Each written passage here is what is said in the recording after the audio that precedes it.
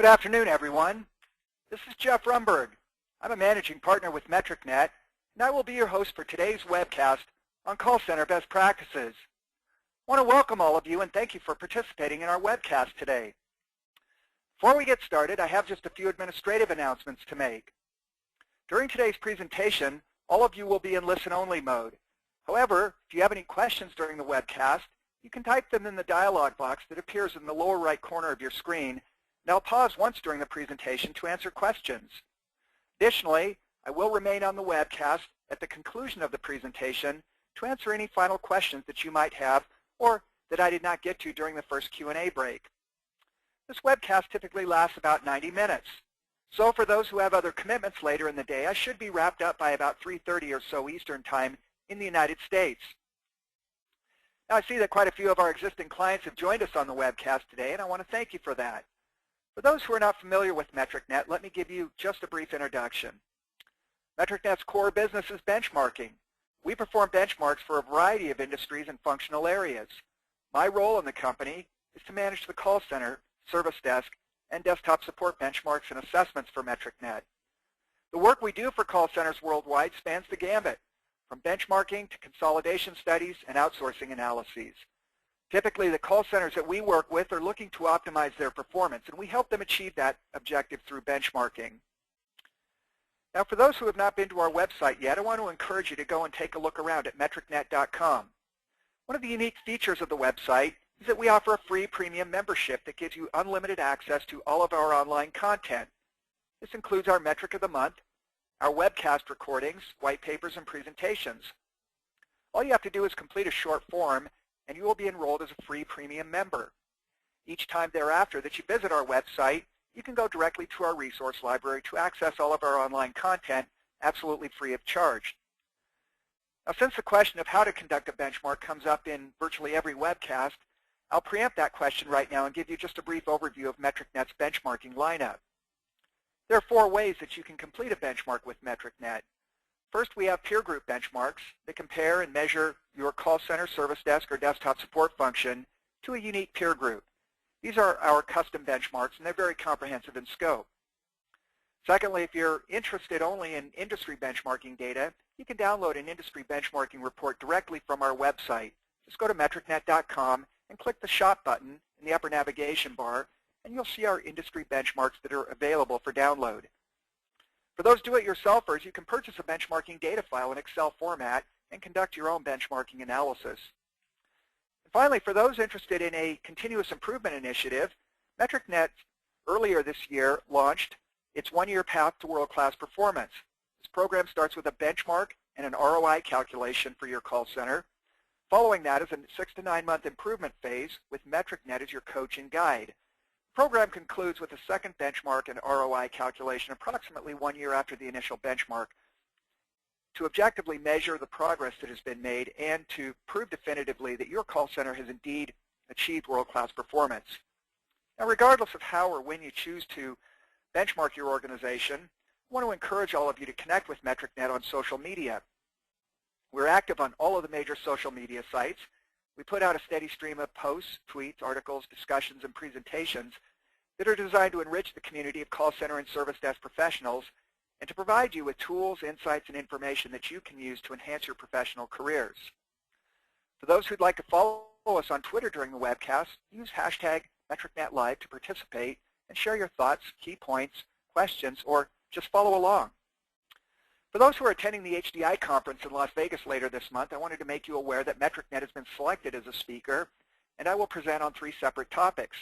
The first is an overview of results from MetricNet's 2014 desktop support benchmarks. The second presentation will address the role of IT leadership, particularly the CIO, in service and support. The final presentation will discuss the evolution of service desk KPIs over the last 25 years. One final note before we get started, and this is particularly important for those who wish to receive a copy of today's presentation. When you exit the webcast, a brief survey will pop up on your screen. Please be aware that only those who complete the survey will receive a copy of the presentation. The survey provides us with valuable feedback on the webcast. It's only 3 questions long, and it takes about 15 seconds to complete. So if you do us a favor and answer that survey at the end of the webcast, I'd be very grateful, and in return for that courtesy, I will send you a copy of today's presentation. Okay, let's go ahead and get started. We've got 4 things on our agenda today. We're going to start with what I call the customer contact imperative, which speaks to the rising and increasing strategic importance of the contact center as a source of competitive advantage and the possibility that it represents to build a long-term sustainable competitive advantage in your industry. I'm going to talk briefly about the research methodology behind the information that I'm presenting today. I want to make the point that everything you see in here today is empirical in nature. Where we'll spend most of our time today is on our model for industry best practices. It's a 4-part model that addresses performance measurement and management, performance diagnosis, prescription, and then implementation.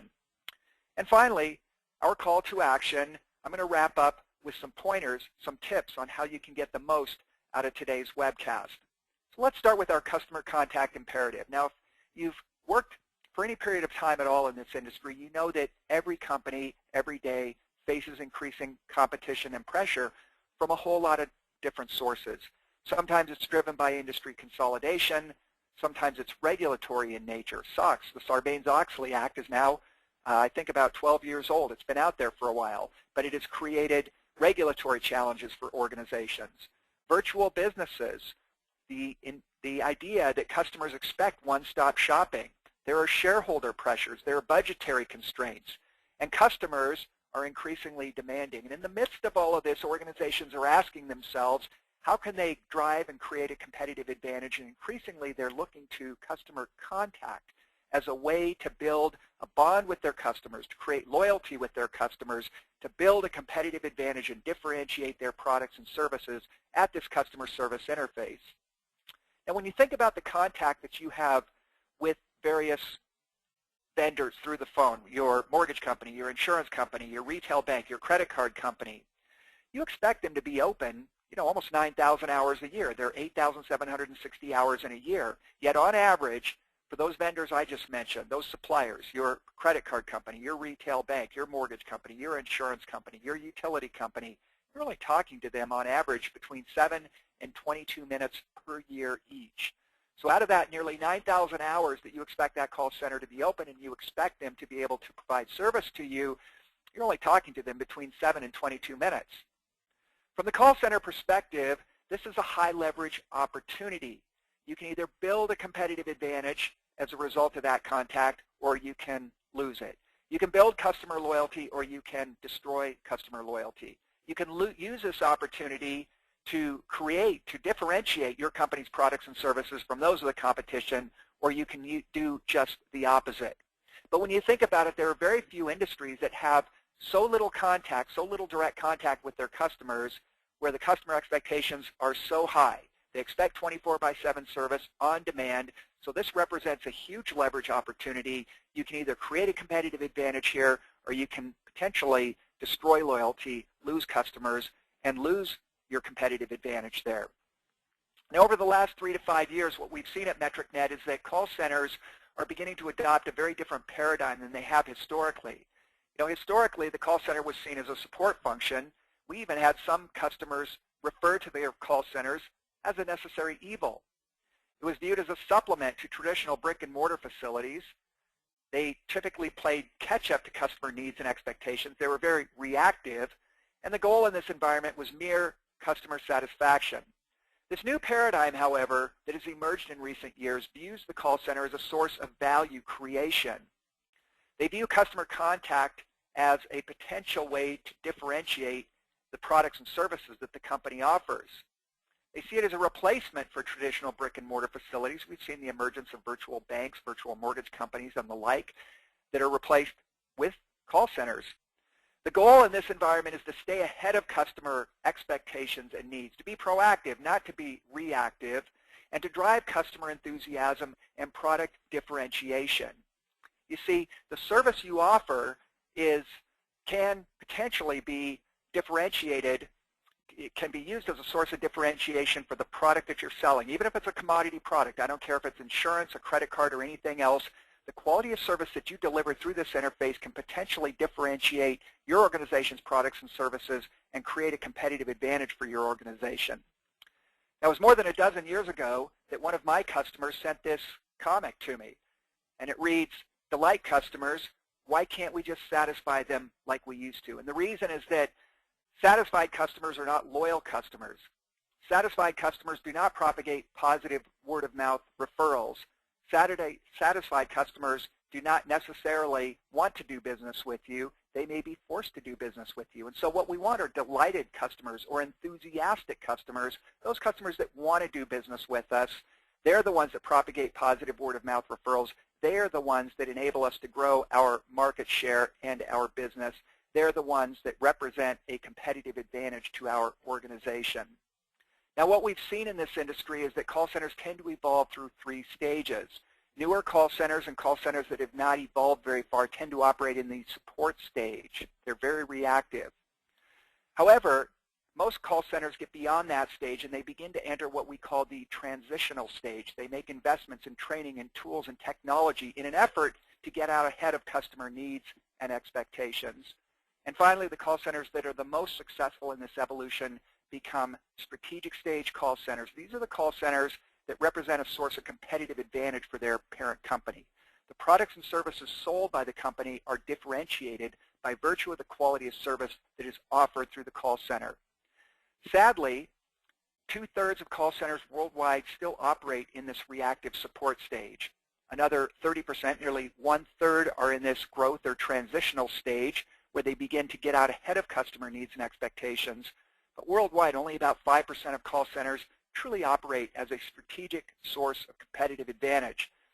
As much as anything else today, what we want to do is help you understand how you can make this evolution from a support stage to the transitional stage to a strategic stage call center as quickly and as efficiently as is reasonably possible. Let's switch gears now and talk about where the data came from that we're going to be presenting today. MetricNet's been at this for quite some time, and as a result, our database now contains more than 3,000 call center benchmarks. We also track nearly 30 key performance indicators, everything from cost per contact to customer satisfaction, first contact resolution to call abandonment rate and average speed of answer. In the process of doing these benchmarks, we have also observed and cataloged and created a taxonomy of nearly 80 industry best practices. Now, these best practices address everything from call center strategy to human resource management to call handling processes and procedures, technology, performance measurement and management, and finally, what we call stakeholder communication. And what I'm presenting to you today is a condensed version of these 80 industry best practices. We actually have a full-day workshop, a full-day seminar on call center best practices, and what I'm doing here over the next 90 minutes or less than 90 minutes now is condensing that for you and giving you what I believe to be the most important success factors for running a call center as a source of competitive advantage. Now, the data comes from a whole lot of different call centers, including industries that are shown here: banks and financial service companies, telecommunication companies, healthcare, hospitality, insurance, manufacturing, retail, transportation, and utilities. However, it's worth noting that the best practices are largely independent of industry. We get this question a lot when companies benchmark with MetricNet. They say, well, we're an insurance company, we want to benchmark against other insurance companies. Well, you can do that, but you run the risk of not seeing how truly world-class call centers operate and perform. And so at least 80% of the industry's best practices are common from industry to industry. They are not unique to retail or hospitality or healthcare or banks and financial services. They are largely independent of industry. Now, since I'm going to be using the terminology world-class and best practices frequently throughout today's presentation, I think it makes sense to define what we mean by a world-class call center. There are 4 components of this definition. The first is that you are high quality. And what that means is that you are consistently exceeding customer expectations, regardless of the transaction type. It might be a service transaction, it might be a collection. Yes, believe it or not, you can exceed customer expectations even if you're a collections call center. The result here is that you will achieve high levels of customer satisfaction and your call quality will be consistently high. But being high quality by itself is not good enough. You also need to manage your business value well. And what this means is that your cost per contact should be below the industry average level. And if you're a revenue generating call center, you're in collections, for example, or telemarketing and telesales, that you're generating revenue on a per agent basis that is above the industry average level. We've got two more criteria. They're more subjective. The third one is that the call center follows industry best practices. The good news is that these best practices are now pretty well defined and documented. You don't have to go out there and reinvent the wheel. You don't have to learn these through trial and error. You can simply adopt and adapt those industry best practices into your own call center. And finally, most subjectively, your call center adds value on every transaction. This creates a positive customer experience. It improves loyalty, and it creates positive brand awareness and switching costs. Now, graphically, here's what it means to be a world-class call center. If we look at two dimensions, cost per contact on the x-axis, quality or customer satisfaction on the y-axis, we put cost per contact on the x-axis because it's the independent variable. Typically, call centers are told, here's your budget, now go do the best you can with that budget. Very rarely do we find call centers that are told, here's the quality level we need you to meet, and we will give you whatever resources are necessary to meet that quality level. It does happen on some rare occasions, but generally call centers are cost-driven. They're given a budget and told to do the best they can with that budget. You might be able to negotiate a little bit around that budget, but generally the cost or the cost per contact is going to be your independent variable, and that's going to drive your quality. Now, if we put some random data points on here from MetricNet's database, that's what these blue circles represent, we notice something interesting. And that is that there's a correlation between cost per contact and customer satisfaction. Moreover, it's not just a correlation, it is a cause and effect relationship. Your cost is going to drive your quality. Furthermore, we can see that there are diminishing returns, which says that as your quality increases, your cost increases disproportionately. That's not unusual. That's to be expected. That's true with almost any product or service.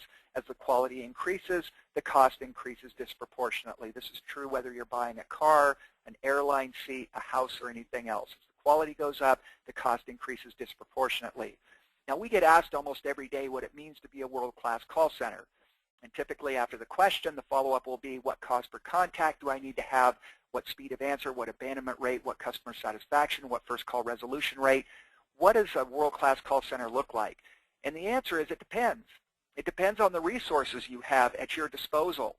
Being world-class is not about achieving a specific performance level. It is about using the limited resources you have, the limited dollars and headcount and technology and office space, etc., and deploying those in such a way that you achieve the best possible result. That is why this lower curve here is referred to as the average performance curve. It's really the below average performance curve, but I'm being a bit gratuitous here. The upper curve here is called the best-in-class performance curve. What it means to be world-class is that you operate on this upper curve. So instead of operating down here, you have eliminated the inefficiency and ineffectiveness from your call center, and you have migrated to this upper performance curve. For some, that means you're spending $100 per call and achieving 99.8% customer satisfaction. For others, it may mean that you're only spending $4 per call and achieving 85% customer satisfaction. But it is possible to be a world-class call center and spend a relatively low amount per contact. It is also possible to be a world-class call center and be spending an order of magnitude or 2 orders of magnitude more than one of these call centers in the lower left. It is helpful to know where you are on this curve, because if you're way up here in the upper right, what it says is that you can probably reduce your costs a lot without hurting your quality much at all. Conversely, if you're down here in the lower left, you can probably improve your quality quite a bit without incurring a lot of additional cost, which is why most call centers end up somewhere here in this region where the slope is about 45 degrees. They've tried to strike a reasonable balance between cost and quality. But once again, being world-class is not about achieving some absolute level of quality. It is about achieving the best possible result with the limited resources that you have at your disposal. And that is going to bring us to our first polling question of the day. Let me open that polling question for you, and we'll have you weigh in on this. Here's the polling question. Do you consider your call center to be world-class? Given the definition that I just gave you, do you consider your call center to be world-class? Remember, there are 4 components of that definition. Your high quality, high customer satisfaction. You are low cost. Thirdly, you are following industry best practices. And lastly, you're adding value on every transaction. So the first two are fairly objective, low cost, high quality. The last two, somewhat more subjective. You're following industry best practices and you're adding value on every transaction. Okay, we've got about 80% of you weighed in on this. Please vote if you would like to. All right, let me go ahead and I'm going to close that poll down and show you the results. Here we go. Okay, about a third, 32% of those who are on our webcast today believe that they have achieved world-class performance in their call center. That's a pretty good result. That's a little bit higher than what we would typically get. Another 55% of you have said no, and then 13% not applicable, presumably because you're not affiliated directly with a call center. For those that have not recognized or that recognize that you're not yet world-class, let me just offer some words of encouragement, which is that it doesn't take a lot of time, doesn't cost a lot of money to transition from where you are to world-class levels of performance. Once again, today is about helping you understand and make that evolution as quickly and as efficiently as you possibly can. Wherever you happen to be on that performance curve, we want to move you to that upper curve, that world-class performance curve, as quickly and efficiently as possible. Doesn't have to take a lot of time, doesn't have to cost a lot of money. So for those of you, the 55% of you that indicated that you don't consider your call center to be world-class, I offer those words of encouragement, and I would encourage you to move forward with any initiatives and efforts you have underway to improve your performance, continuously improve your performance, and ultimately achieve world-class levels of performance.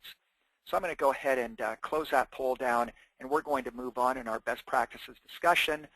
And specifically, we're going to talk now about, if I can get my pointer to work, we're going to talk about our model for best practices, four-part model that talks about performance measurement, performance diagnosis, action planning or prescription, and then finally implementation. So there's a four-part model. It's empirical in nature. Remember I mentioned earlier that we're using data from 3,000 plus call center benchmarks, making observations based upon what the world-class call centers have in common with each other, and we're combining that into a model. And although it's very simple, it captures what the world-class call centers are doing very well. There's measurement, there's performance diagnosis, there is prescription, and then there is implementation or action, all arrayed around the central objective, not of customer satisfaction, but of customer enthusiasm. Now, this is a synergistic model. You don't have to be excellent in any one of the four areas. If you're simply above average in each of these four areas, you will have a world-class call center. By contrast, you could be outstanding in three of the four areas and weak in one of the areas, and you will not have a world-class call center. So the synergy works both for you and against you. Again, simply being above average in each of the four areas is good enough to achieve world-class performance. Now, to make this model maybe more relevant, let me give you a medical analogy. When you go to see a doctor, typically one of the first things that doctor does is take some measurements. They measure your blood pressure. They measure your temperature. They may do an EKG. They may do some blood work, but it starts with measurement. Now, if a doctor does that, let's say you're there for an annual physical or you're there because you're not feeling well, the doctor says, gee, you're sick, go home and get better. Well, they haven't really helped you very much. They've simply confirmed what you probably already know. What a good doctor is going to do is use all those measurements to diagnose what is going on with you, to determine what is going on inside your body. Then a good doctor is going to develop a prescription, not necessarily a prescription for drugs, although it could be that. It might be a prescription for a change in lifestyle, stop smoking, drink less, sleep more, for example. It could be a prescription for surgery. It could be a lot of different things. But then it's up to you as the patient to act on that prescription, to implement it, to do something about it. And this operates in a continuous fashion. Measurement, diagnosis, prescription, and implementation all arrayed around the central objective of customer enthusiasm. We're going to start with a module on performance measurement, and we'll talk about how we use those measures diagnostically to close performance gaps. And we're going to talk about how we develop action plans, and then finally, what do we do with those action plans, and how do we ensure the success of those action plans? When it comes to KPIs for the call center, we organize them into two broad categories. There are what we call operational metrics, and we also have what are called business effectiveness metrics. Now, the operational metrics tell you how your call center is performing. They tend to be internally focused. Things like cost per contact, customer satisfaction, speed of answer, agent utilization. These are fairly typical operational metrics. The business effectiveness metrics, by contrast, tell you how good a job you're doing in supporting your company's business mission. They're generally P&L, profit and loss, or revenue related. They tend to be externally focused. Things like sales dollars per call center FTE. If you're in a collections call center, it might be the collections dollars that are generated per call center FTE. It might be something like the call center expense divided by revenue generated. But business effectiveness is about how well you're supporting your company's business mission. Operational metrics take a look internally at how well your call center is operating. Let's look first at these operational metrics. We tend to organize them into 6 categories. We look at cost metrics, quality metrics, productivity metrics, agent metrics, service level metrics, and call handling metrics. Now, there's approximately 20 KPIs listed on this page, but I don't want you to be led to believe that this is an all-inclusive list of metrics. There are literally hundreds and hundreds of key performance indicators, but these are the ones that we see most frequently in customer service call centers. Things like cost per contact, customer satisfaction, agent utilization, handle time, speed of answer, agent occupancy, and absenteeism. These are fairly common metrics. However, this presents a bit of a dilemma. Historically, call centers have tracked a lot of KPIs, and they spent probably 75% of their time. When you look at the discipline of performance measurement and management, they've spent about 75% of their time just on measurement. They spend less time, a lot less time, on analysis, even less time on action planning or prescription, and then very little time at all on actually action, where the rubber meets the road. And so what has emerged in recent years is a very different paradigm, a very different approach for performance measurement. Instead of emphasizing measurement and doing little action as a result of that, they've turned this paradigm upside down. The holistic approach basically says we're going to de-emphasize the measurement piece because we don't know it doesn't add very much value. We're going to focus instead on the analysis, the action planning, and the action itself, because it's the action itself that really creates value for the organization. And so it's this holistic approach to performance measurement and management that we want to talk about. Now, one implication of that is that there's an 80-20 rule when it comes to key performance indicators. We don't need this long list of KPIs to effectively diagnose what's going on within an organization. This short list for a customer service call center is really all you need. We start with cost per contact and customer satisfaction. Those are known as foundation metrics because everything you do in your call center boils down to one of 2 things. You're either trying to contain or reduce your costs over time, or you are trying to drive a higher quality customer experience. So cost and quality are the yin and yang of a customer service call center, and they are in constant tension. That tension's not a bad thing. It's a necessary thing. It's a good thing because it forces you to make intelligent trade-offs. It forces you to prioritize. But viewed through this lens, this greatly simplifies management decision-making in a call center because every decision needs to be subjected to the acid test of, will this in the long run reduce or contain my costs? Or will this action, this decision, in the long run, help improve the quality of the customer experience? I don't care if the decision is about headcount, organization, technology, training, or anything else. If the decision does not have the long-term effect of either reducing or containing your costs or of improving and increasing the quality of the customer interaction, it just isn't worth doing. Simple as that. So those are referred to as the foundation metrics. However, they are driven respectively by agent utilization, that's the big driver of cost per contact, and FCR. And again, we're talking about a customer service call center here. FCR is the biggest driver of customer satisfaction. So when I go in and I do a benchmark or an assessment of a call center, I can't directly tweak or improve cost per contact. I can't directly tweak or improve customer satisfaction, but I do have control over utilization, and I do have control over first contact resolution rate, and that is how I impact and affect cost and customer satisfaction.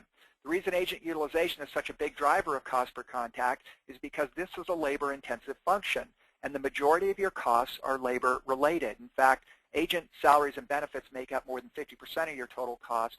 If you include salaries and benefits of all personnel, not just your agents, but your team leads, your supervisors, your workforce schedulers, trainers, etc., then you're looking at about 70% of your total call center costs tied up in human resources, salaries and benefits. The rest of it is made up of things like facilities expense, telecommunications expense, technology, travel, training, office supplies, and the like. But this is a labor-intensive function. So improving your agent utilization has the effect of reducing your cost per contact. Improving your FCR, first contact resolution rate, has the effect of improving customer satisfaction. Also on our short list of the metrics that really matter is agent job satisfaction. Now, some people are surprised by this, and they want to know, well, why would an oddball metric like agent job satisfaction really be on the short list? Well, because it turns out that agent job satisfaction has a secondary effect on virtually every other metric in the call center. High levels of job satisfaction are correlated with high levels of customer satisfaction. They're also correlated with lower cost per contact and handle time. They're correlated with lower absenteeism and turnover. So what's not to like about that? Increasing and managing a high level of agent job satisfaction has positive benefits throughout the organization. Unfortunately, low morale and low job satisfaction are at epidemic levels in this industry. The good news, however, is that it is possible to impact job satisfaction. It is possible to control it and to take actions that will, over time, improve job satisfaction and hence morale, and that in turn has a ripple effect, a secondary effect on all of the other metrics I just mentioned, your cost, your handle time, your customer satisfaction, your absenteeism, and your turnover.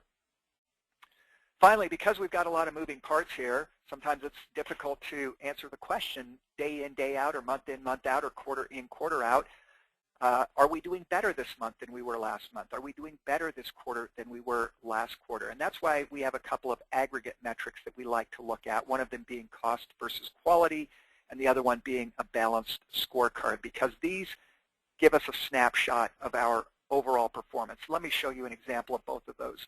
When we look at cost versus quality, cost on the x-axis, quality on the y-axis, let's just say hypothetically we're able to compare your call center to roughly 100 other call centers. That's what the white diamonds represent.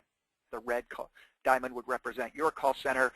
You ideally want to be in this upper right-hand quadrant. This is where your cost is low and your quality is high. Remember, I talked about these being the foundation metrics, the yin and yang of a call center. If you're in this upper right-hand quadrant, low cost, high quality, that's the holy grail of running a call center. If you're doing it at a high quality, that is customer interactions are high quality and your costs are below industry average levels, you're going to be in this upper right quadrant, and that's where you want to be.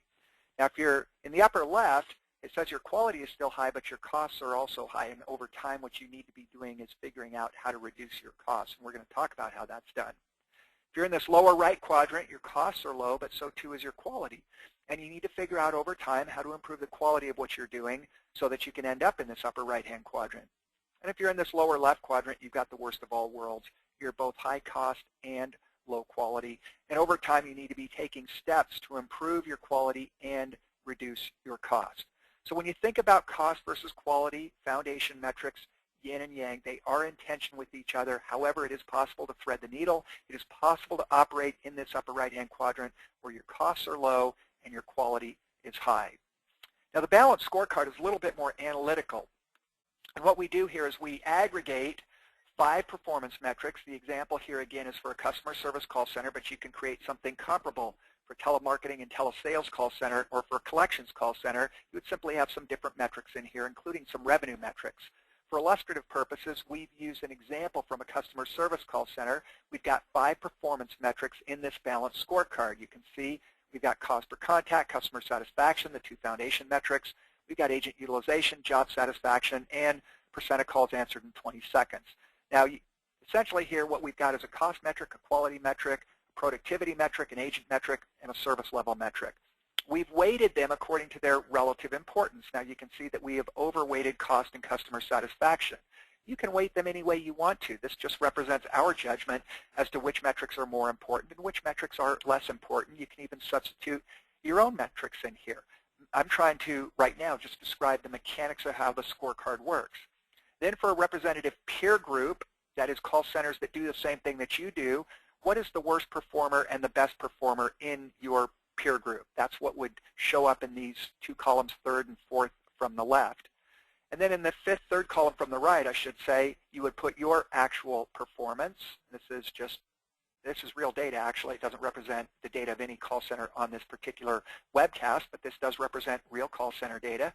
And then you can calculate a score for each of these 5 metrics. You calculate that score using this interpolation formula, which is the worst case subtract your actual performance. That's the numerator of our ratio, and we divide it by the range, which is the worst case minus the best case.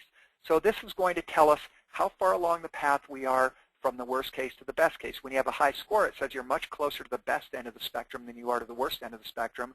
When you have a lower score, as we do here for this service level, percent of calls answered in 20 seconds, our 44.1% is much closer to the worst case than it is to the best case. So think of this metric score as a measurement of the distance that you have traveled along the path from the worst case to the best case. A higher metric score is better. Finally, we multiply the metric score by the metric weighting to come up with a balanced score for each of the 5 metrics, and when we add that up, we come up with a single score between 0 and 100%. Now, the first time you do this, it may not be terribly meaningful. You'll look at the score and say 77.4%, what does that possibly mean? Well, it turns out that when we run hundreds and thousands of call centers worldwide through this algorithm, the average score is about 50%.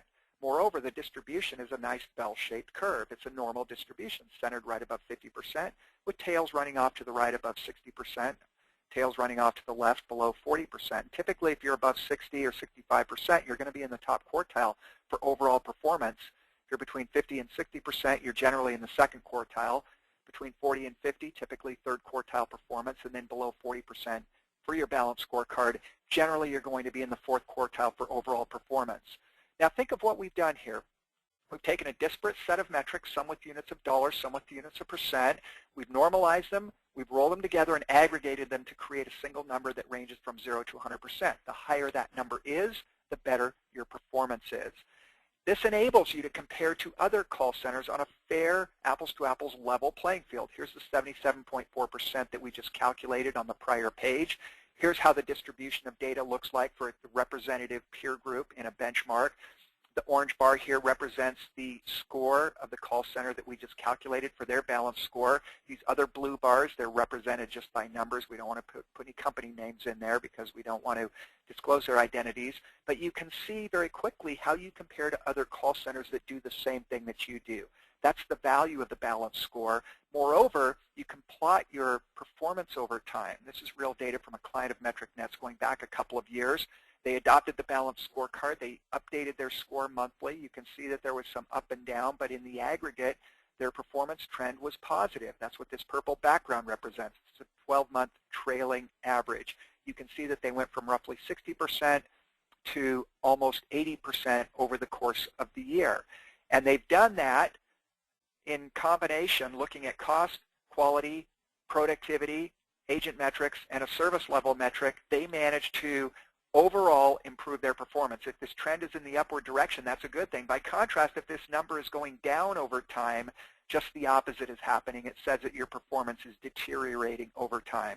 So the real value of the scorecard has multiple values actually. It gives you a single overall measure of your performance that you can then compare to other call centers in your industry and that you can use to track and trend your performance over time. Let's switch gears now and talk about the business effectiveness metrics. Remember, these are the metrics that indicate how successfully you are supporting the business mission of your organization. Now, these are highly dependent upon the business or the service that you're offering. There really is no standard set of metrics as there is in the operational metrics. They're oftentimes related to sales, customer retention, revenue production or revenue recovery, i.e. collections. There's a lot of room here for creativity. Oftentimes we found that business effectiveness will trump operational effectiveness, and this reflects an emphasis on revenue growth and revenue recovery. And it does allow some sloppiness on the operational side of the call center. We've seen this happen. In fact, just this morning I went through a presentation with a client where their revenue metrics were outstanding, but their operational metrics weren't very good. They didn't care. They said, our revenue is doing great. We want to keep this up. We don't want to mess with things. We don't care if our utilization is low. We don't care if customer satisfaction is not great. We're generating revenue at an all-time high, so we don't care that much about the operational metrics. Now, I'm simplifying the story.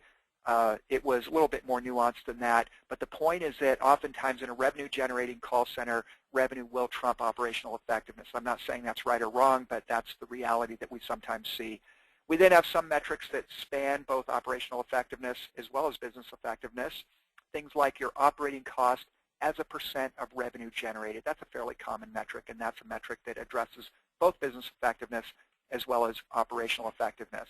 Let me show you some fairly common business effectiveness metrics. And again, this is not a complete list by any stretch of the imagination. If you operate in a credit card call center, things like the cross-sell and upsell conversion rate is a fairly common metric.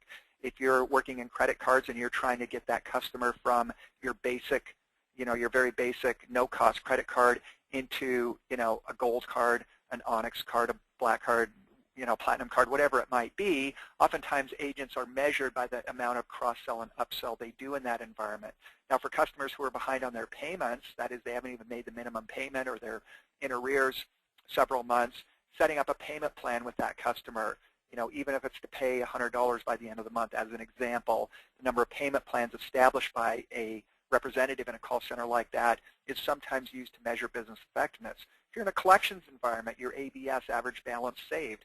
If you give an agent, a $1 million portfolio of loans that are behind and they recover 500,000 of that, that ABS is 50%. There's also something in this industry called promises kept, meaning that when you're talking to a customer who owes your organization money, you get them to make a promise. I'm going to pay $100 by this weekend, or I'm going to pay, I'm going to pay off a third of this by the end of the month, that kind of thing. Well, do they actually keep the promise?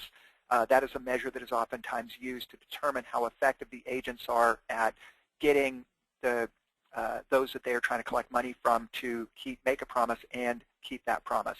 If you're in a cable television call center, scheduling appointments for field technicians, and product count for new accounts are fairly common metrics. Product count, for example, let's say that you just moved into a new neighborhood and you call Comcast or Cox Communications or one of those other, Verizon Fios or anybody else, and basically you just want cable television. And by the time you're done with that call, they've sold you internet, they've sold you the sports channel, they've sold you home box office in addition to your basic cable television. So the product count by the time you're done might be up to 3 or 4 or 5. It's not unusual for agents to be held accountable for product count on new accounts. So I think you can see that the business effectiveness metrics are pretty diverse. They depend on the industry that you're in, and there is a lot of room for creativity here in terms of how you define those metrics. I'm going to pause and answer questions that may have been typed in at this point. So if you have any questions, please type them in the dialog box, and I'll answer the questions that have been typed in so far. And then at the conclusion of the webcast, I will stay on to answer any additional questions that you might have. So let me get to the first question here. This is from John. Oh, John, I know you. We're going to see each other at the HDI conference later this month. Okay, if, for example, you say your measure for, let's say, XYZ is 80%, would you make your 80% your best because it's where you feel you can get to make it your worst because you know this is where you want to be, so 80% is attainable? What is your worst and best? I assume, John, that you're referring to the balanced scorecard. And there were 2 columns in that scorecard. The third and fourth columns from the left indicated the worst performer and the best performer that you would expect to see within your industry. Ideally, you want those metrics, that is the worst and the best, to come from a benchmark, that is from call centers that are very comparable to yours. They operate in a similar scope and scale, geography, and complexity. That's a key when it comes to benchmarking data, is that you need that similarity in scope, scale, complexity, and geography. So determining the worst, the data that goes in that worst column, which is the third column from the left, would come from a benchmark, and the same thing with the best. And there's no way you can be 80% on all of those because there are trade-offs involved. As your service levels become more aggressive, for example, typically your costs go up. As your FCR increases, oftentimes costs go up as well, but so too does customer satisfaction go up. So it's unrealistic to say, for example, John, that you want to hit 80% on every one of those metrics. That is the metric score, which was the second column from the right on that particular example that I went through. It's probably unrealistic to do that. Instead, what you want to do is set a goal for yourself on the overall balance score. You want to be above 50%, for example, or you want to be above 60%, or even above 70%. So I would suggest establishing the goal for the overall or aggregate balance score as opposed to the individual metrics that go into that balance scorecard. That is, in effect, the whole purpose of the balance scorecard is to show you overall how you are performing, not just on any individual metric, because you can be low cost, but if you're delivering terrible quality, you're not doing any favors for your customers. You can also be very high quality, but if your costs are 3x the industry average, you're not managing your resources responsibly. And that's the whole point of the balanced scorecard, is to say all these metrics matter. So we want to put in our balanced scorecard a cost metric, a quality metric, a productivity metric, a service level metric, a call handling metric like first contact resolution rate, and a service level metric. Okay, from Nadia, how many metrics is ideal for a balanced scorecard? Our current org has identified 7. Yeah, 7 is meaningful, Nadia. It really depends on which metrics resonate with you and which ones you think are important. Those are the ones you want to roll into your scorecard. You don't want it to get too large. I would say 10 metrics in a scorecard is too much, and 3 is probably too few. So I would say 7 is probably a good number. Again, from Nadia, historically we've not measured metrics with the call center. For the low and the high ranges on the balanced scorecard, can we use industry averages until we're building up internal ranges? What I would suggest, Nadia, if you've not done a benchmark, because ideally those numbers should come from a benchmark, but if you've not done a benchmark, I would simply ask yourself, what is the worst you would ever expect to perform on any given metric? Let's assume we're talking about customer satisfaction. And let's say internally the discussion at your organization is the worst we could possibly do is 60% customer satisfaction, and the best we can hope for would be 95%. So those would become your ranges. In other words, you take a best guess at what you think the worst you could ever possibly do would be and the best you could possibly ever do would be, and those become your worst and best in columns 3 and 4 on the balanced scorecard. That's how I would do it. The ideal way, as I mentioned, is to do a benchmark and find out what those values really are, but absent that, you can create some boundaries and say, here's the worst we expect to do, and here's the best we expect to do. Okay, from Devang. Call statistics from the PBX. I'm not able to get this from the switch. How can I capture the metric to formulate the KPIs? Are there desktop tools out there? It really depends upon which statistics you're talking about, Devang. If you want to elaborate on that question, there are certain things. For example, your cost per contact won't come from the PBX because your PBX doesn't track your costs. Things like agent absenteeism aren't captured. There are a lot of metrics. In fact, most of the metrics are not tracked on your PBX, including customer satisfaction. PBX metrics, as a rule, are not terribly useful, in my opinion. They're easy to get because they're automated. They tell you your handle time, your wait time, your abandonment rate, and your talk time, etc. They give you some interesting data, but it's not, in my opinion, very useful in terms of diagnosis, troubleshooting, and continuous improvement. So I would say that the metrics that come off your switch, your PBX, your private branch exchange, are not terribly useful. Generally, the metrics that come out of your ticketing system, like your customer satisfaction, like your first contact resolution rate, et cetera, those are going to be more valuable metrics. Okay, question from Laura, and this will be the last one I take right now, and the rest I'll address at the conclusion of the webcast. Laura asks the following: is it advisable to curve scorecard results to accommodate for low volume? You can do that, Laura, but I don't think it's really necessary. What you care about over time is how your balance score is evolving. If you start by curving it, and let's say that you curve it upwards and you start out with a score of 70% on your balance score, you don't have a whole lot of room to move. You've only got 30 percentage points to work with, or more realistically, more like 15 percentage points, because it's very hard to get above 85% on a balanced scorecard. So my suggestion would be, don't worry if your initial score is low, and if that's partly a function of your low volume, because low volume, the call centers are scale sensitive, and if your volume is low, typically your costs are going to be high, your utilization won't be real good. There are some side effects, if you will, of having relatively low volume, and that's okay. But I wouldn't worry too much if you run the scorecard and your initial score is low. I would look at it as a positive and say, okay, this is our starting point. Our scorecard might be 25% or 30 or 35%, but we got a lot of room to run. We got a lot of room to grow, and we're going to be able to improve our performance over time. So I'll do one last question. This one's from David. He says, is there a standard best operating metrics for different industries? Yes and no, David. It really depends on which metrics you're talking about. When you look at revenue metrics, for example, if you're looking at the insurance industry, let's say you're in an auto insurance industry call center, things like it, and you do outbound sales, just as an example. There are metrics like the number of policies sold per agent per month, the average size of the policy sold, and the amount generated per agent per month that are very industry specific. However, many other metrics like the talk time, the customer satisfaction, and whatnot are independent of the industry you're in. So there are certain operational metrics that really are largely independent of what industry you're operating in. However, when it comes to the revenue-generating metrics or the business effectiveness metrics, yes, you probably do need a comparison from your vertical market from within your industry. Are there standards? Are there best operating metrics? That there are, and we can take that offline. Generally, you would learn what those are by doing a benchmark within your vertical market and determining what the best performers are able to achieve, both on operating performance and on business effectiveness. Okay, we're going to move on now. Got to make sure that I finish on time, and we still have a fair amount of ground to cover. So let's talk about the second component of our best practices model, which is diagnosis.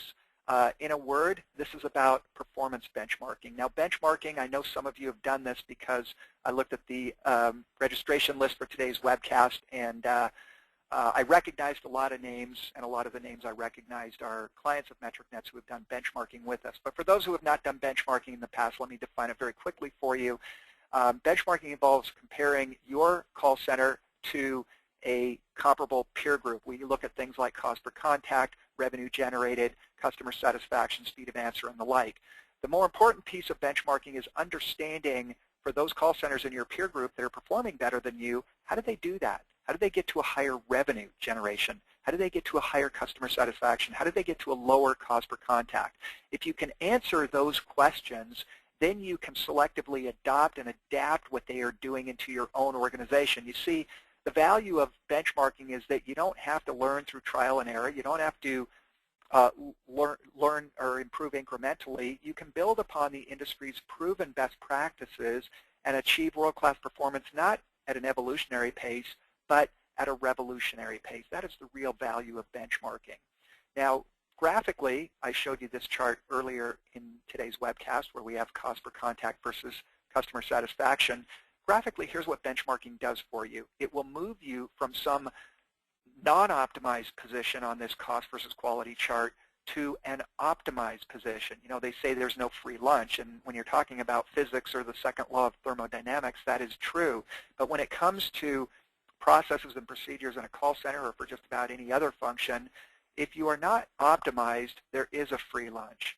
That free lunch involves optimization, which means that you are getting the best result out of the limited resources you have. In other words, if you're operating on this curve here, there's no more free lunch. In other words, if you want to improve your quality, you're going to see an increase in your cost.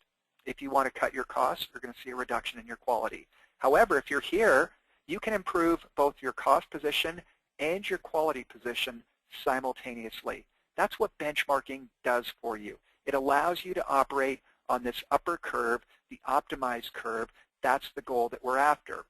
Now, given this, that brings us to our second and third polling questions of the day. Let's see, open the wrong box here. Those polling questions, as you can imagine, have to do with benchmarking. And the first polling question is this: have you benchmarked your call center in the past year? And while you're answering that question, I just want to shout out, we do this in every webcast, just to say hello to our friends from all over the world. We've got people dialed into this webcast from multiple countries and multiple time zones, including Australia, Japan, Singapore, Indonesia, Malaysia, in addition to North America, Western Europe, and some more friendly time zones, if you will. For those that are dialed in the middle of the night in Singapore, Japan, Australia, New Zealand, thank you. I know it's a sacrifice to get on this webcast and hear it live in the middle of the night, but I genuinely appreciate it. Let me just call out a few names here. Amy Buxa, thank you for joining us. It's great to have you on today's webcast. Dan Gunther, great to see you here. Liz Smith, glad you could join us. Scott Sachs, great to see you on our webcast today. Tara Wilson, glad you could join us. And I'm just calling these out at random. Tony Lloyd, thank you for joining us. Okay, most of you have weighed in now on this question, have you benchmarked your call center in the past year? So I'm going to go ahead and close that and then share the results with you. Okay, 15% of you have benchmarked your call center in the past year. That's a lower number than we normally get. 71% have not benchmarked their call center within the past year, and then another 15% not applicable, presumably because you're not affiliated with a call center. There's a follow-on question.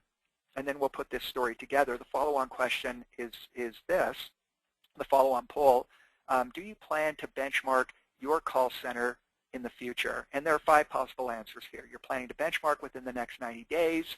You're planning to benchmark in the next 6 months, within the next year, no plans to benchmark, or not applicable. So we'd be interested in seeing your answer to this question as well, and then we'll kind of marry it up with the previous poll, 71% no, 15% yes, and we'll draw some conclusions based upon that. So if you would weigh in on this question, we like to get close to 90% participation in this. Do you plan to benchmark your call center in the future? And then when we're done with this poll, we're actually going to go through a benchmarking case study to illustrate some of the KPIs that we talked about earlier, but more importantly, to demonstrate the power of the diagnostic power, I should say, of benchmarking, because we are in the second section of our best practices model. First section was about metrics. Second section is about diagnosis. Okay, if you haven't weighed in, please answer the polling question. I'll go ahead and close that now, and I'm going to share the results with you. And here we go. Okay, about a fifth of you, 20%, are planning to benchmark within the next 3 months. Okay, good for you. Another 17%, yes, in the next 6 months. 21% of you are planning to benchmark within the next year, and then 27% have no plans to benchmark at this time. Now remember from the prior poll that 15% had benchmarked within the past year and another 71% had not benchmarked within the past year. I'm hoping and thinking that the 15% who have benchmarked in the last year are part of that 27% that don't have any plans to benchmark at this time. Now for the other, let's see, 58% of you, 20% in the next 90 days, 17% in the next 6 months, 21% in the next year, those that are planning to benchmark, and it's the majority of you are planning to benchmark your call center within the next year, I want to encourage you to move forward with those plans. I think one of the things you'll discover as you get into benchmarking is that it's an extremely efficient and effective tool for dramatically improving your performance. As I mentioned on a prior page, you don't have to improve incrementally through trial and error, through blood, sweat, and tears. You can improve your performance very, very quickly. You can bypass all the trials and tribulations associated with incremental improvement, adopt and adapt the industry's best practices into your call center, and achieve world-class performance not at an evolutionary pace, but at a revolutionary pace. The investment is probably about the best investment you can probably make in your call center. I know I'm biased in this regard because this is what our business is all about, but I think what you'll find is that the investment in not just dollars, but in the time and effort that you put into your benchmark is probably about the best investment you can possibly make. But I'll also say that it doesn't have to take a lot of time, nor does it have to cost a lot of money, but you will find that it's probably the single best investment you can make. Moreover, what we've observed at MetricNet is that there's a rough one-to-one correspondence, if you will, between call centers that are world-class and call centers that benchmark. Now, some call centers are world-class because they benchmark. They got there through benchmarking, and others benchmark because they are world-class. So there's kind of a chicken or egg question there, and I'm not sure how to answer it. We've seen both. We've seen call centers that are world-class as a result of benchmarking, and we've seen call centers that manage to claw their way to world-class and then use benchmarking to stay there.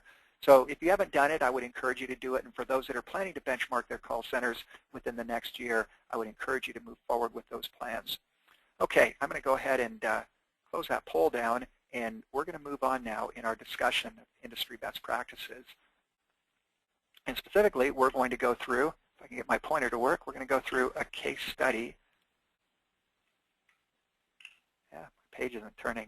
Not sure what's going on. Here we go. Okay. Page 40, this is real data from a real call center benchmark.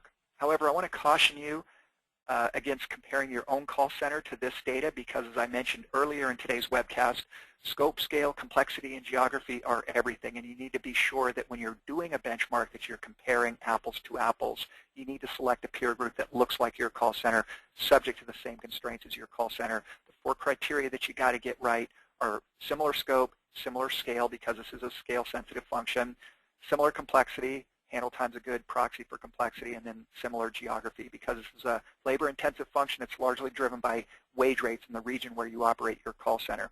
Now, when I look at this, I look at 2 things. So first thing is your cost per contact. Compared to this average, there are about 40 companies in this benchmark. This call center has high costs. Their customer satisfaction is low, well below the peer group. So we've got 2 big issues here. We got high cost, high quality. Remember that, or excuse me, high cost, low quality. Remember that two-dimensional chart I showed you a few pages back, maybe 15 pages ago, and mentioned that you want to be in the upper right quadrant, low cost, high quality?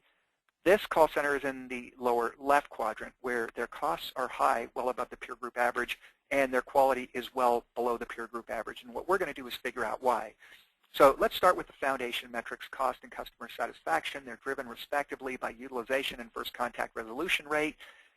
Don't take my word for it. Look at the data. Blue diamonds are data points. A red line is a linear regression through the data. This is for a customer service call center.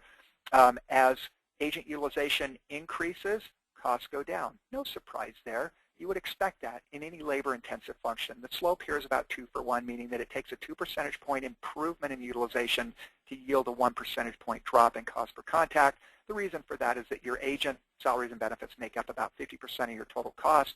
So you've got to move 2 points on the x-axis, or 2 percentage points on the x-axis to get a 1 percentage point decline on the y-axis. But improved utilization reduces cost. Here's the formula we use for utilization. Inbound contacts times handle time plus outbound contacts times handle time.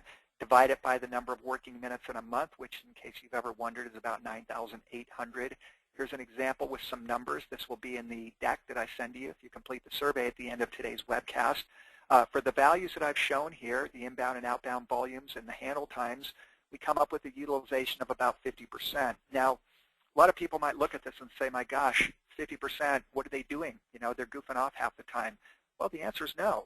But keep in mind, we don't back out sick days, vacation days, training time, administrative time, PTO. We don't back any of that stuff out. And worldwide, believe it or not, the average agent utilization is only about 50%.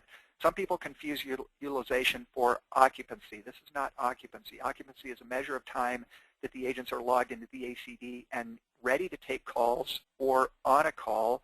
But you can be ready to take calls all day long. If no calls come in, your utilization will be 0, and your occupancy might be close to 100%.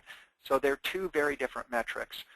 Agent utilization is a measure of phone and ear time, PIE time, and clearly it applies as well to chats, as well as email and other channels that you might be supporting. Now here's the data on FCR, first contact resolution rate. As this number goes up, so too does customer satisfaction. Blue diamonds are data, red line is linear regression. Let's look at service levels. Okay. A lot of people aren't aware of this, but as you become more aggressive on your service levels, we're looking at ASA here, your costs go up. If you've ever worked in workforce scheduling, you know why this is the case. It's because if you want to answer the phones more quickly, you got to staff up, and that increases your costs. The same thing is true of abandonment rate. If you want to reduce your abandonment rate, you got to staff up, and that increases your costs. So as you become more aggressive on service levels, lower ASA equals higher cost, lower abandonment rate equals higher cost as well. However, there's a myth in this industry that if you have good service levels, that is quick speeds of answer and low abandonment rates, your customers will be happy. But the data says otherwise. What the data shows is that customers don't care that much about quick speeds of answer and low abandonment rates. What they really care about is first contact resolution rate. They care about competency, and they measure that by FCR. They're willing to forgive you an occasional abandoned call or long speed of answer if, when they reach an agent, they get first contact resolution rate. But they're very tolerant of longer ASAs, or more tolerant than you might think, of longer ASAs and abandonment rates. What this shows on the x-axis is ASA as a percentage of handle time. So let's say your handle time is 10 minutes. 10% of that would be 1 minute. And what this chart says is that if your ASA is under a minute, you're fine. But you don't get anything if you become more aggressive on ASA, on customer satisfaction. There's no payback. So why would you reduce your ASA if you don't get anything back for that in customer satisfaction, but you do increase your costs? Doesn't make any sense. So why get aggressive on your service levels? The same thing is true of call abandonment rate. Getting aggressive doesn't do anything with your customer satisfaction, but it does increase your costs. Now this suggests that there's a sweet spot, because if you get too egregious on your ASA, you will drop off this cliff on the right. You will see a reduction in customer satisfaction. Same thing is true of call abandonment rate. It does drop off if your AR gets much above 10%. If your ASA gets much above, say, 12% of your handle time, your customer satisfaction starts to drop off. This is another way of saying that customers understand that the ASA, in the greater scheme of things, in the total transaction handle time, is pretty insignificant. So if you're in a service desk where the handle time might be 10, 12, 15, or even 20 minutes, customers are generally okay waiting a minute, maybe 2 minutes, or even 3 minutes. By contrast, if you call a 411 call center, if those even exist anymore, you know the transaction time is only about 15 or 20 seconds, and so you expect an immediate answer. ASA is judged by the customer in relation to the total handle time, which is why this axis here is not ASA in seconds. It's ASA as a percentage of total handle time, and the empirical data says that as long as you're under 10%, you're fine, but you don't want to push that too far because if you go much below 10%, your costs go up.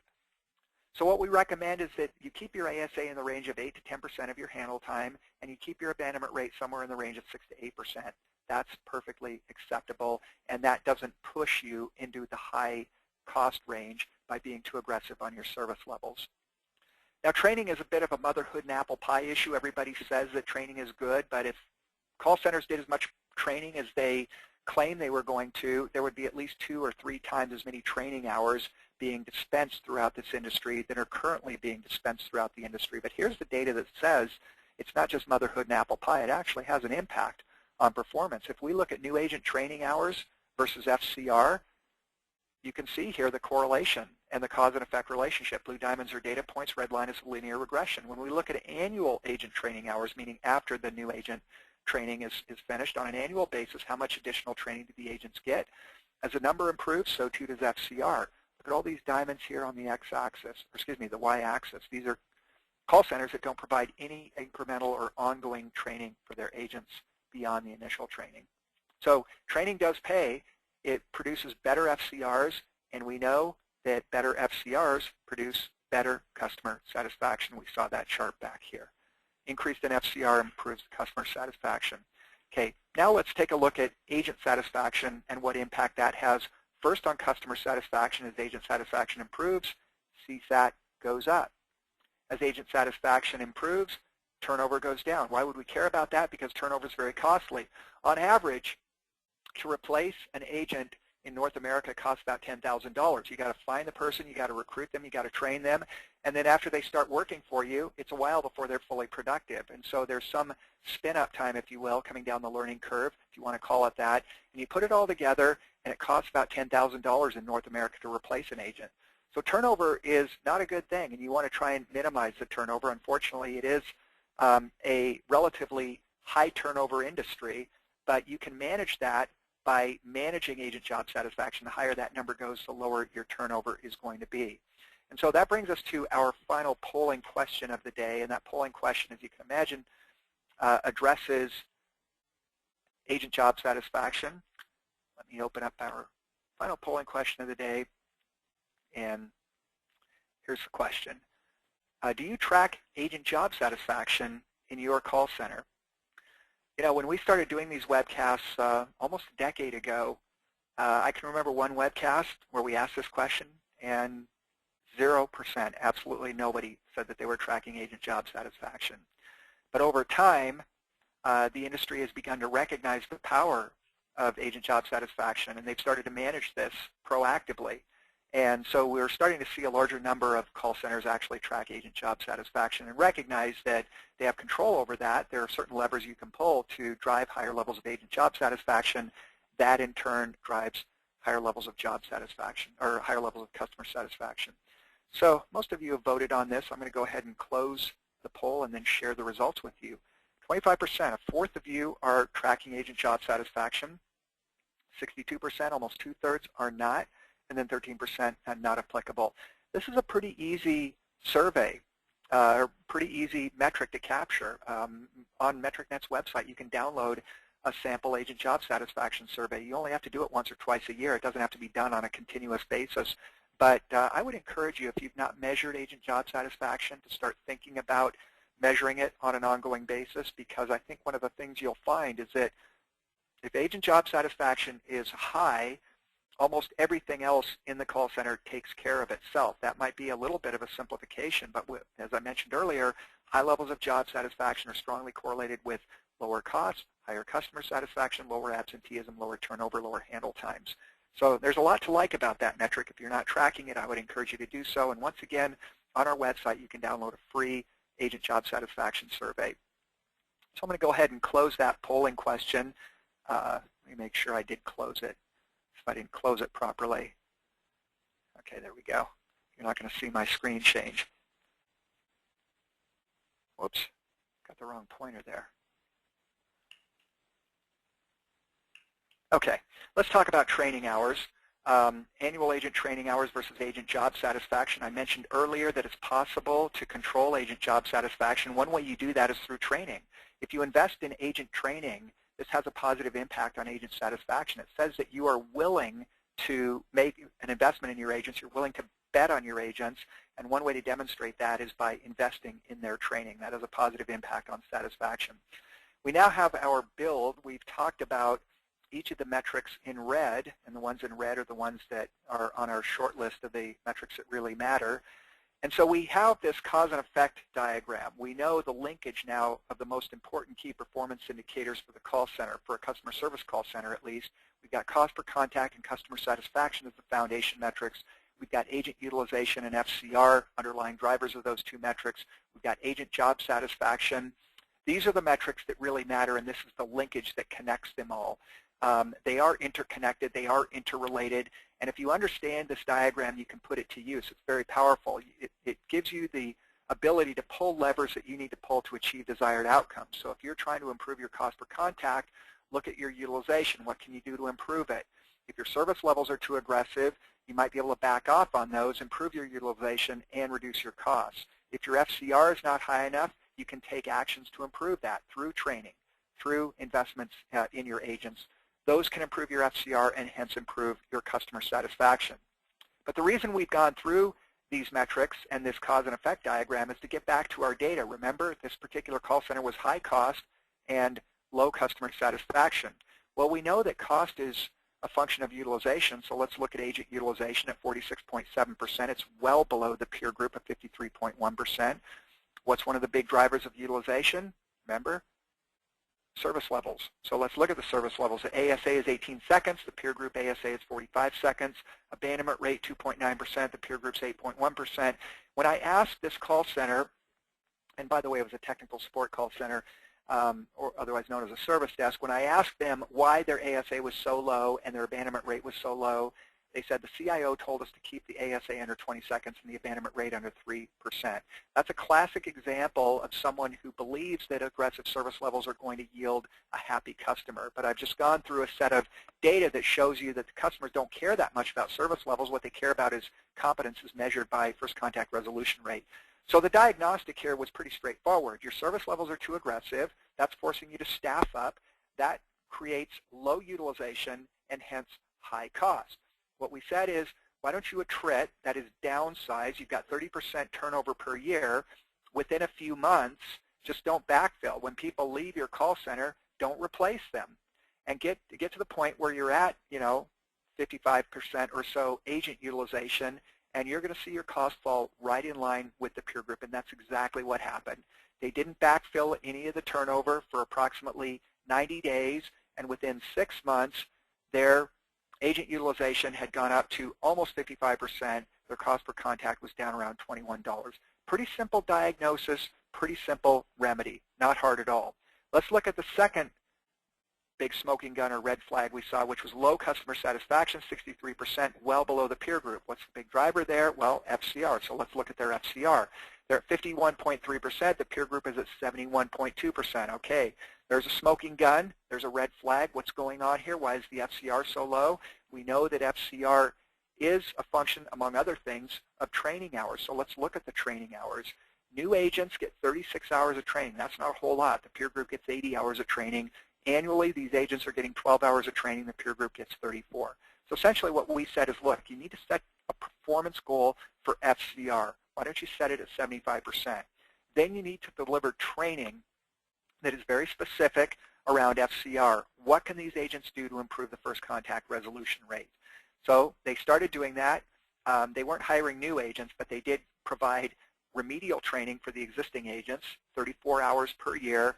And once again, within about 180 days, they were able to get this FCR from 51% to almost 80%, and at the same time, the customer satisfaction went to almost 85%.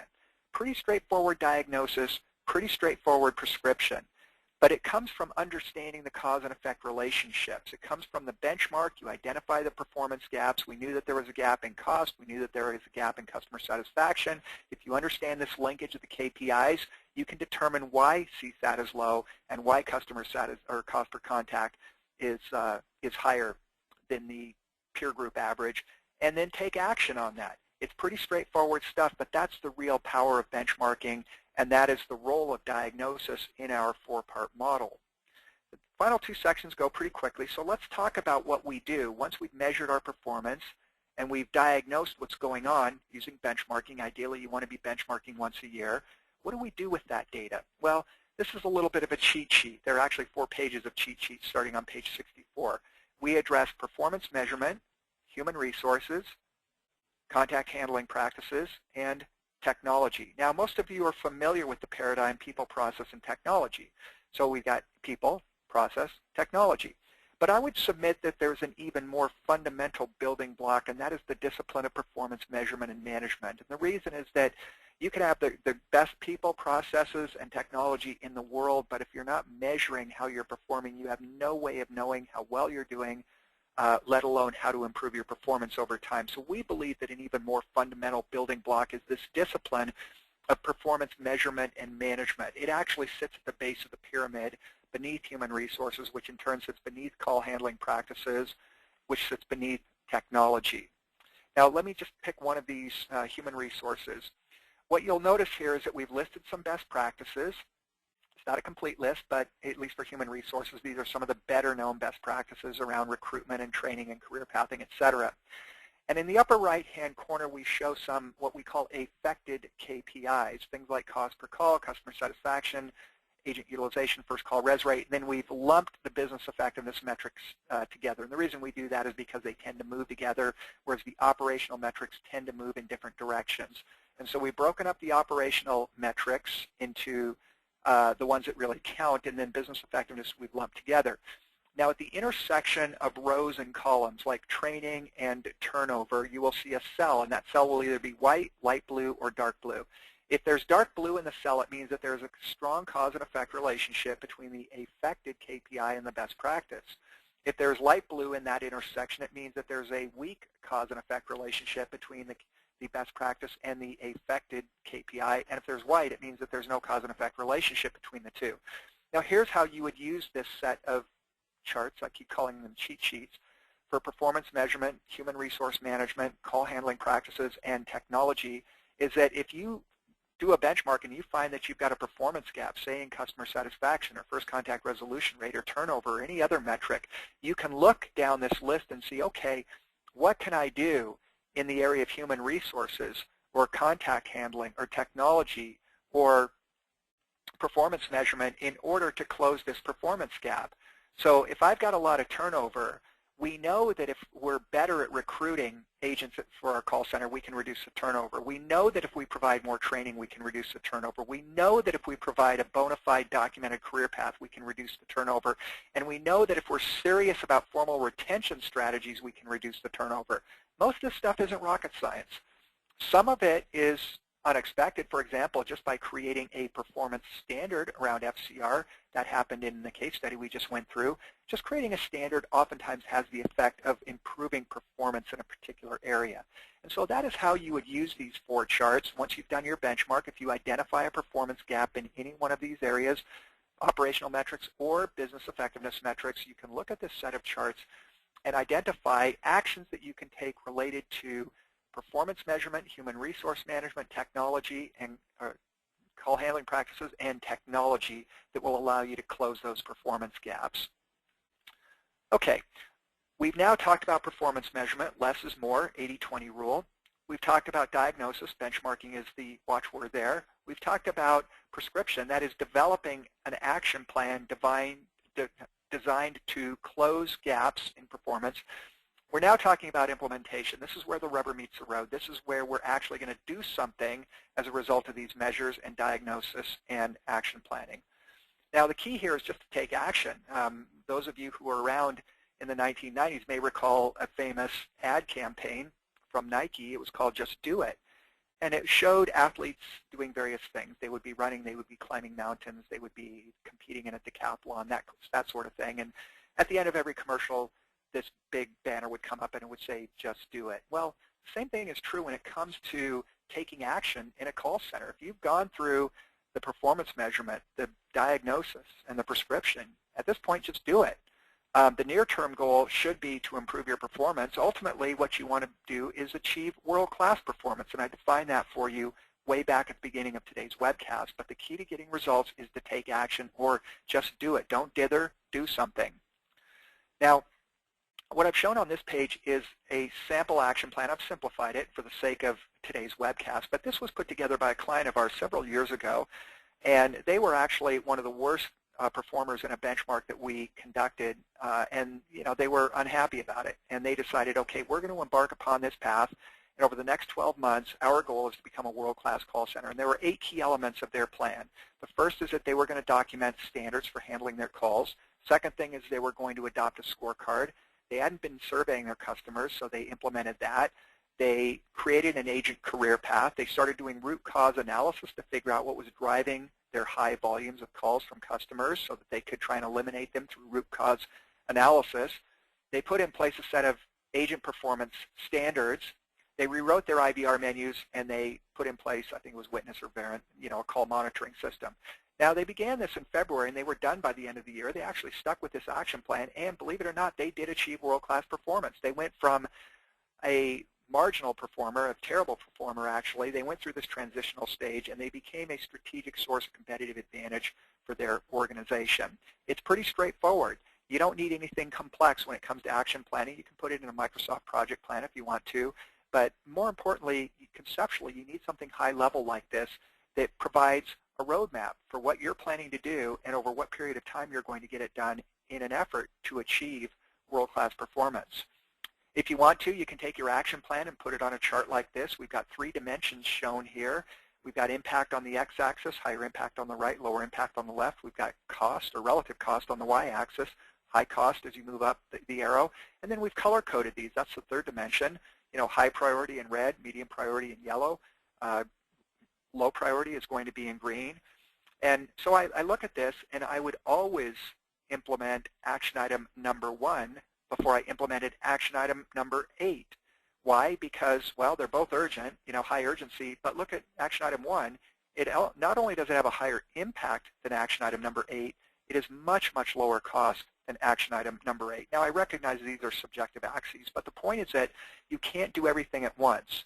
We've got 10 action items listed here, and if you try and do them all at the same time, you're probably going to fail. What you need to do is prioritize them, and our suggestion is prioritize it by the impact you expect it to have, by the cost that you expect to incur, and by the urgency. This is just a way of saying, look, there are some things we need to do. We can't do them all at one time. This organization staggered them like this. They actually follow this plan pretty closely. This is just one other tool, or not diagnostic, but a visual, if you will, for how you're going to move forward with your action plan, how you're going to prioritize your action plan. Keep in mind as well that you need to establish performance goals. Otherwise, you're not going to know how much you've improved, let alone when you've achieved the state you're trying to get to, which is world-class performance. Now, you can establish call center goals, things like cost per contact, customer satisfaction, agent utilization, but keep in mind that the call center is not a living, breathing entity, and so what you need to do is push those goals down to the individual agent level. Agents are the ones that can be held accountable. They can be incentivized to achieve higher levels of performance, whether it's CSAT, a productivity metric like number of contacts handled in a month, achieving a certain call quality, achieving a certain first contact resolution rate. Generally, the agent goals are a little bit higher than the call center goals because you have to recognize that some agents may not meet the goal, and so you want to give them a little bit of a stretch goal. But the key concept here, a couple of key concepts. Number 1, you need to establish performance goals so that you can measure your progress towards world-class performance. And the second thing is that you need to push these goals down to the individual agent level. Now, the scorecard that I introduced about an hour ago in today's presentation, the balanced scorecard, can also be repurposed for individual agents that work in the call center.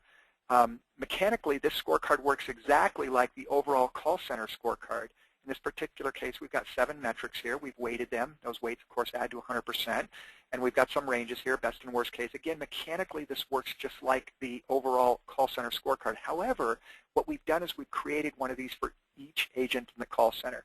Now, what this allows supervisors and team leads and managers to do is deliver very objective feedback on a frequent basis, monthly or quarterly, for example, where you can sit down with an agent and say, you know what, you did great on mentoring this month. And by the way, you can put soft metrics in here. You can see here teamwork, initiative, mentoring. These are subjective, but you can put it on a scale of 1 to 5 and then, subjectively say, well, you're good, you're at a 4, I think, or you're average, you're at a 3, or you're great, you're at a 5.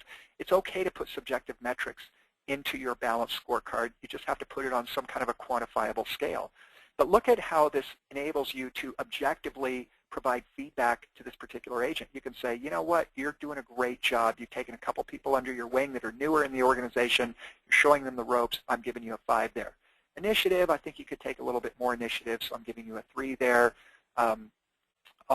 You're doing great on customer satisfaction. You scored 85.7%. You're doing great on FCR. You scored 83.3%. Your utilization is not good, though. It's only 38.4%. So there's some capacity there that we'd like to see you using a little bit more aggressively. And this is why if we look at the number of inbound calls handled, that score is also not very good. The two are related. If you're not handling a whole lot of calls, your utilization is also going to be on the low side. And so this is a way of objectifying what is otherwise a very subjective process. We've all been both on the giving end and the receiving end of feedback, and we know that is sometimes not a very satisfying process. Regardless of whether or not you get a good or a bad review, it's sometimes not a very satisfying process because it tends to be too subjective. What we want to do is objectify the feedback that you give to the agents, and this scorecard is just one way of doing that. The majority of MetricNet clients have now adopted the scorecard, and the majority of those have also gotten into the practice of posting on a monthly basis the scores of all the agents that work in the call center. Now, we don't call them out by name. We don't want to embarrass anybody, but this is a device that is designed to help everybody understand how they're performing in relation to others in the call center. We've got some history here for this particular example. Agent number 27 scored 17th out of 25 agents in this call center. Their balance score was 43.7, but they've improved a lot from last April. Their average score, 27.6% over the last 6 months, so they're clearly improving. Now, this is a good way to help every agent understand how they rank and how they're performing relative to other agents. For those that are not performing well, pick an agent at random, agent number 29, they're going to do one of two things. They're going to say, well, I'm going to improve my performance, and I'm going to slowly or maybe quickly start working my way up this ladder because I want to be a top performer. Others may say, you know what, maybe this isn't the job I thought it was going to be. Maybe this isn't the right fit for me. Maybe it's time to move on, and that's not a bad thing. If somebody self-attrits out, they decide that this just isn't the job they wanted it to be or thought it was going to be, and they leave, that's not a bad thing. If they're leaving for that reason. Turnover is costly, admittedly. I've made that point earlier. But if you can provide feedback that encourages agents to improve their performance or, have that, tough talk with themselves about whether or not they're in the right position, that's actually a good thing. And so what this does is it drives down accountability to the individual agent level, and it objectifies the process of delivering feedback to those agents.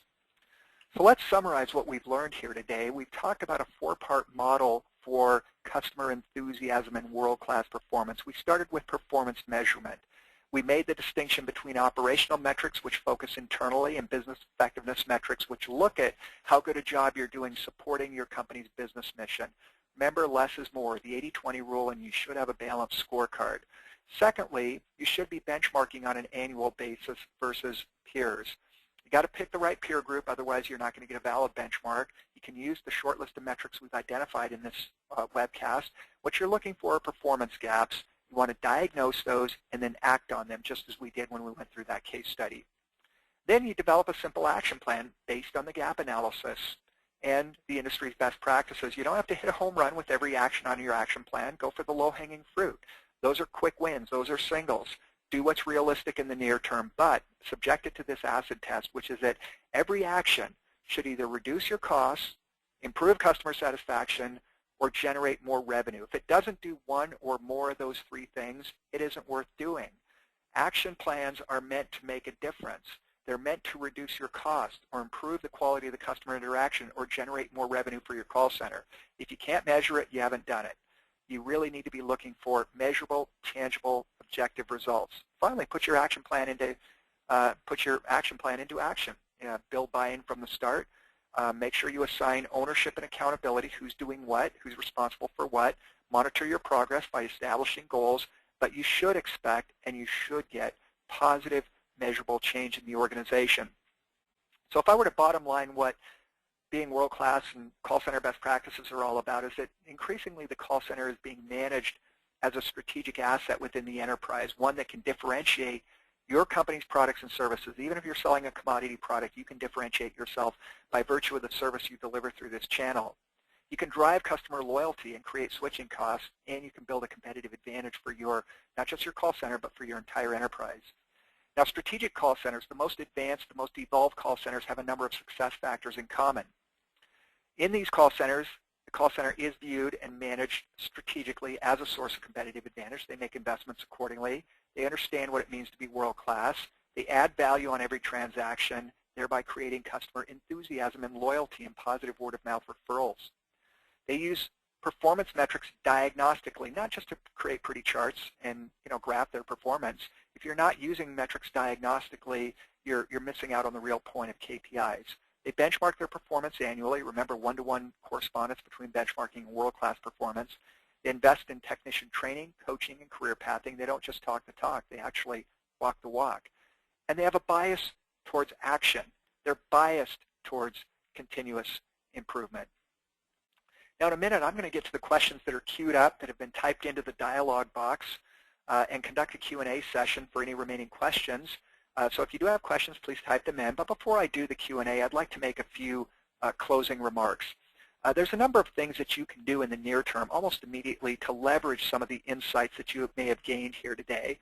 Once again, if you're going to be, and I know quite a few of you are going to be at the HDI conference later this month in Las Vegas, if you're interested, MetricNet will be presenting on 3 separate topics. I'd love to see you in the audience and exchange greetings with you. If I haven't met you in person, I would love to do so. And if I've met you before, I'd like to see you again. So if you do have a chance and are interested, please come by those sessions.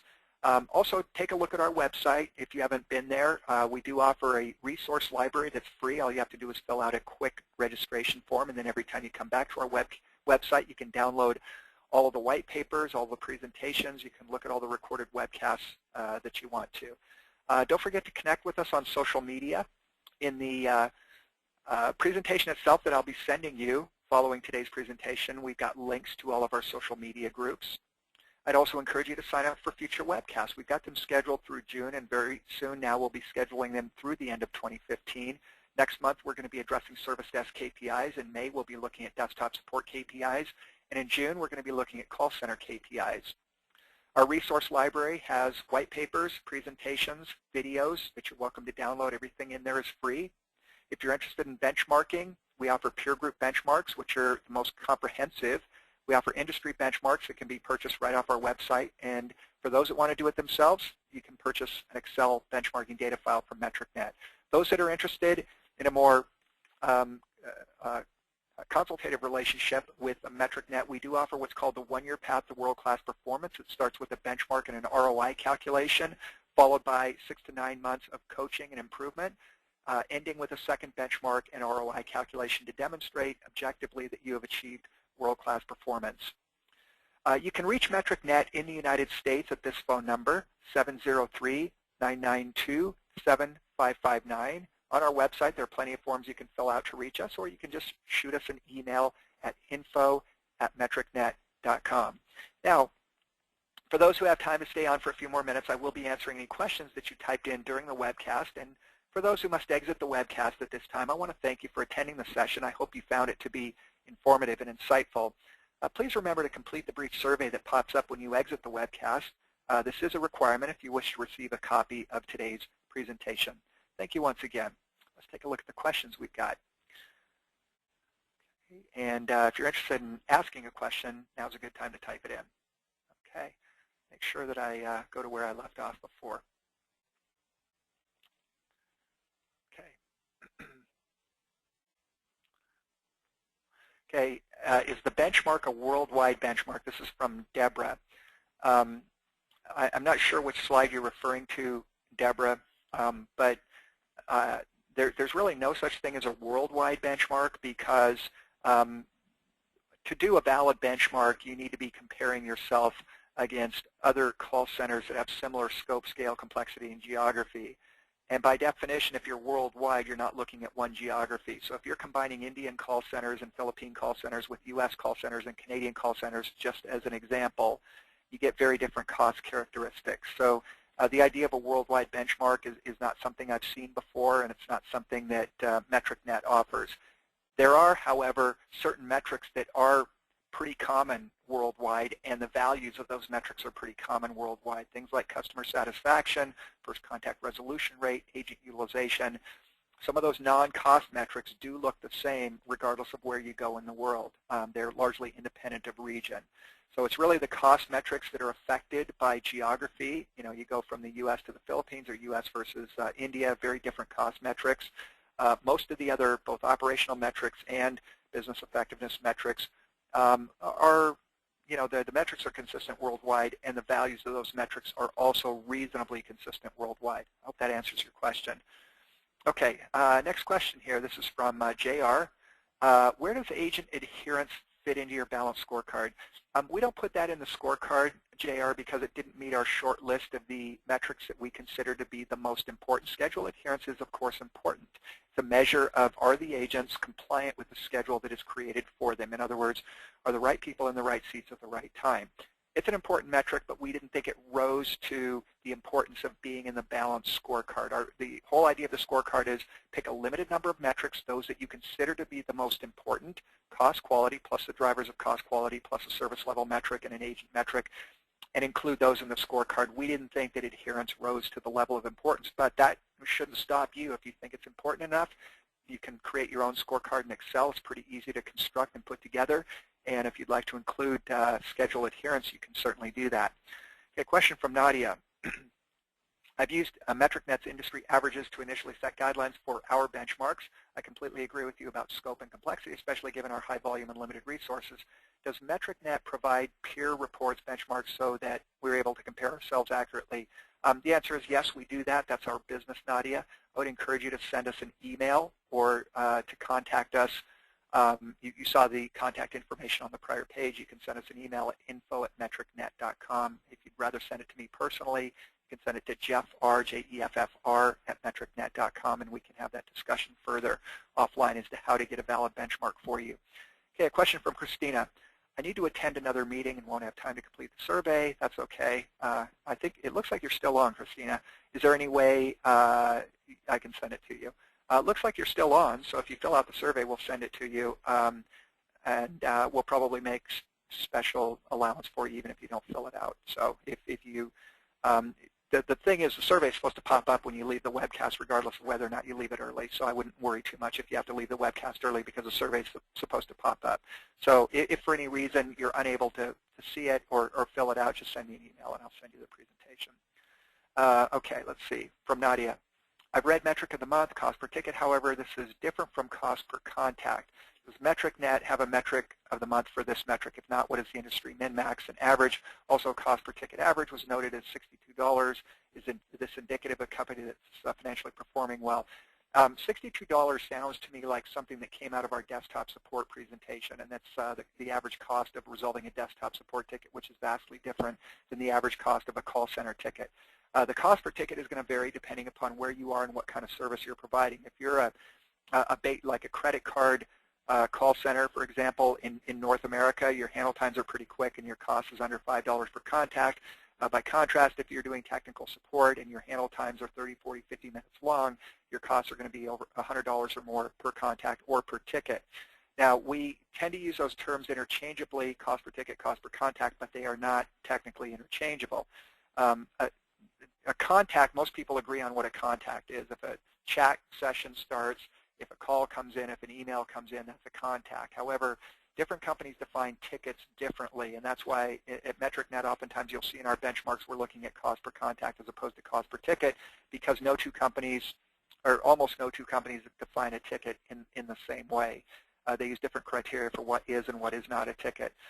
So for example, if they get 10 calls on the same issue, do you call that 10 tickets or 1 ticket? Well, different companies have different policies for that.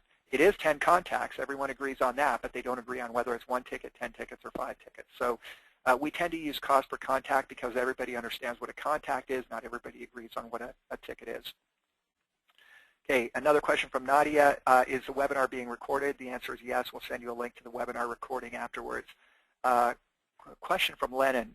Where and how can I find call center data of other call centers, industries to perform benchmarking? The quickest and least expensive way is to go to MetricNet's website. On the upper navigation bar where it says Shop, click that, and you'll find downloadable industry benchmarks there.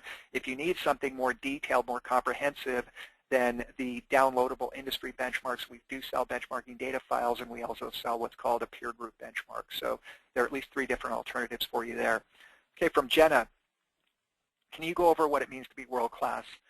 There are 4 components to that definition, Jenna. The first is that your customer satisfaction has to be in the top quartile, consistently high quality.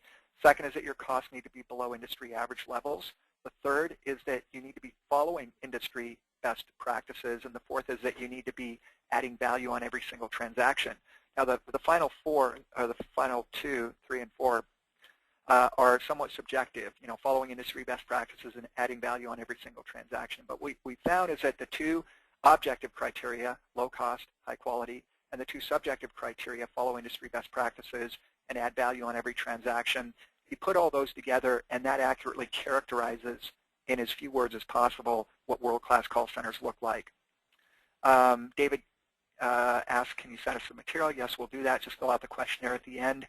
From Lisa, what's the implementation time associated with the 4 steps presented today? I'm not sure which 4 steps you're referring to, Lisa. If you could elaborate on that, because I went through a whole bunch of, if you're talking about the benchmarking process, you can, could you elaborate, because I don't want to answer the wrong question here. So you're asking about a 4-step process. How long does it take? I can answer that if I know which 4-step process you're talking about. So if you could just type in a little clarification, Lisa, I'd appreciate that. Okay, from, let's see, Christina, understood, thank you.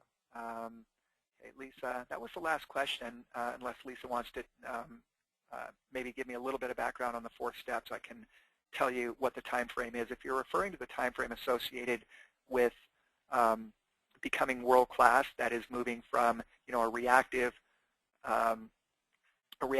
call center to a strategic call center, going from reactive to growth to strategic, we've seen that done in weeks. We've also seen it done in years. It depends on how dedicated you are to making that happen, but it can be done relatively quickly. If you're talking about how long does it take to go through a benchmark, well, you can buy one instantaneously off our website. It's an industry benchmark, which won't have your data in it, but it's a starting point. So it ranges from instantaneous for that to 2 days if you want to buy a benchmarking data file, or turnaround times a day or 2, to roughly 3 or 4 weeks if you want to do a peer group benchmark, which is our most comprehensive benchmark.